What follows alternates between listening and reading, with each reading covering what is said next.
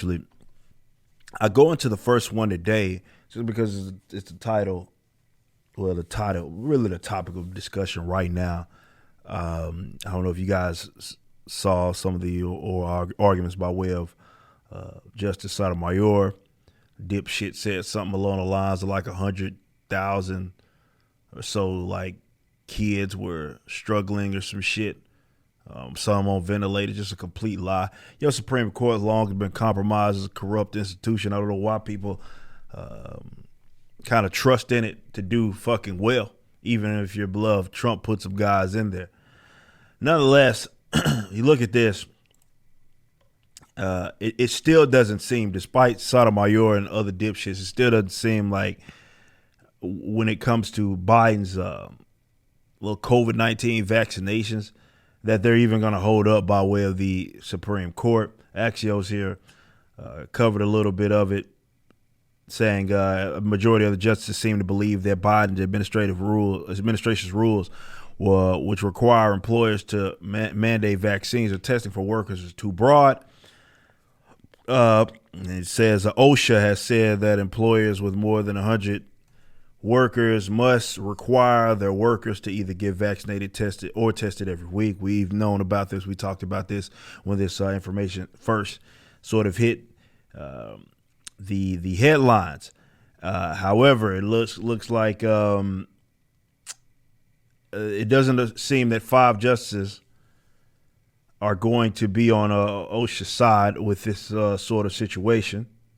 And the court has allowed several states' vaccine mandates to take effect, but the conservative justice who upheld justices, and I mean, whatever you think conservative means, I mean, take that in whatever way that you may, I guess, who upheld those rules appeared more skeptical of the federal government's ability to impose similar mandates. So some of the argument is, and you've heard this made before, it's one thing for the states to do it, but when the federal government gets involved, well, it's a little more shaky, a little more, they'll say unconstitutional, which, again, another meaningless term, because I'm not going to sit up here and give these guys the satisfaction as if they haven't pissed and shat on that document that you guys worship many, many times before. So that's never an excuse to pass, uphold, reject something. They don't give a shit about that. I'll call it the Constitution of no authority anyway. But what this all means is that, I mean, long story short, it doesn't seem like it's going to pass. Bottom line, it's not going to be upheld by even the Supreme Court because of more so it's the federal government's certain involvement. But it's not for lack of trying. And I think that is the part that I always have to remind people. Yeah, I have my own little ulterior motives here. I'm not as fond of government as you guys are. Some of you guys are. That kind of is obvious considering the philosophy it is that I adopt. Supreme Court historically, for example, has been an institution that has upheld some of the most egregious laws that have really ever existed in recent modern history, certainly in America's case. So I don't exactly think of them as some sort of beacon of hope or anything. But there is an angle that I do want to take on this. And that is, why the fuck is something like this even being recognized, if you will? See, more people are becoming more privy to the national divorce or the more like the idea of decentralization. And I think this is what we always have to bring the conversation back. It's we sit here and go through the motions, and yeah, conservatives and their politicians generally like go through it as well, right? Even though everybody's going through the motions, and a lot of us recognize this is retarded. This doesn't make any sense. Why this is a sort of why we rule like this, certainly in this age, in this information age, it makes absolutely no sense, yet we still do it.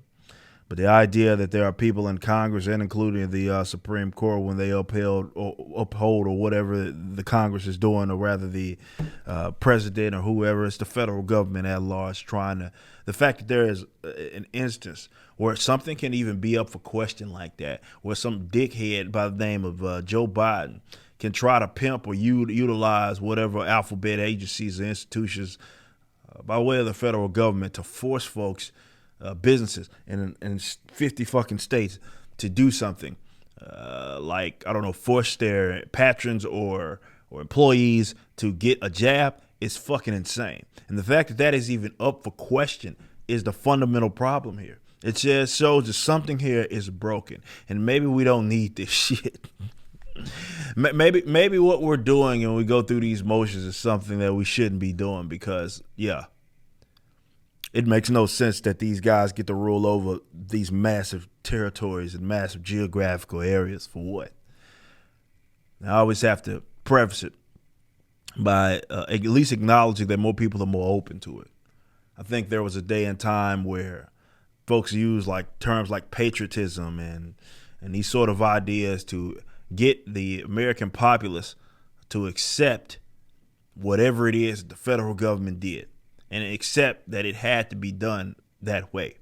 I think more people are more open, definitely seeing what's happened over the last couple of years, and a bit more open to be with the election, be with COVIDs, all of that. People becoming more open to the idea that maybe we shouldn't have this one institution that rules over or is capable of applying these sets of rules that just, again, rule over a massive block of folks, and it's just again, it's outdated, it's archaic, it's nonsensical.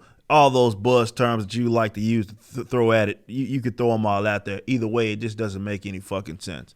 Now, I got to keep I have to keep people warm to this idea, because there's always going to be eye patch folks, people with eye patches and shit, boomer cons who always act as if that idea is just the most dumb idea of all time. Really, all it is that they're just saving their bacon, because they realize once that shit happens, they're going to be out of a job.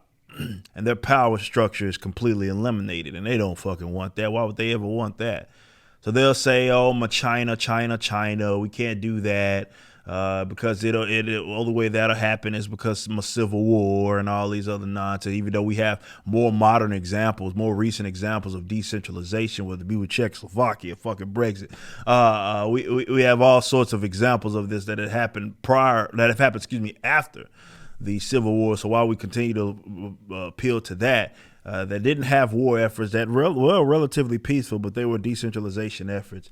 While we have to string ourselves to the past is complete nonsense anyway, but it's just the way that they say, okay, well, you have to stay in this abusive relationship out of fear because someone else might abuse you, which is fucking retarded. And once people realize that, we'll be over this fucking sham, and then we won't have these conversations. And then you're going to see, at least in this American territory, more freer, more prosperous little nation states, if that's what you want to call them, because people can focus more so on what's around them instead of having to focus on, I don't know, the federal fucking government.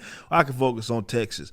You can focus on whatever state you in and whatever tyranny that you may be experiencing there, instead of having to worry about that on top of the fucking federal government. It's just something to ponder on. You just watched a clip from my podcast, For Canon's Sake. Catch us live at 12 p.m. throughout the week over at youtube.com/YoungRipper59 and follow us over at odyssey.com/@YoungRipper59. If you want to watch the entire video cast after the show is over, just be sure to become a member on the YouTube channel. Of course, the full audio portion of the podcast is available for free on all major digital platforms, or just visit forcanonsake.com.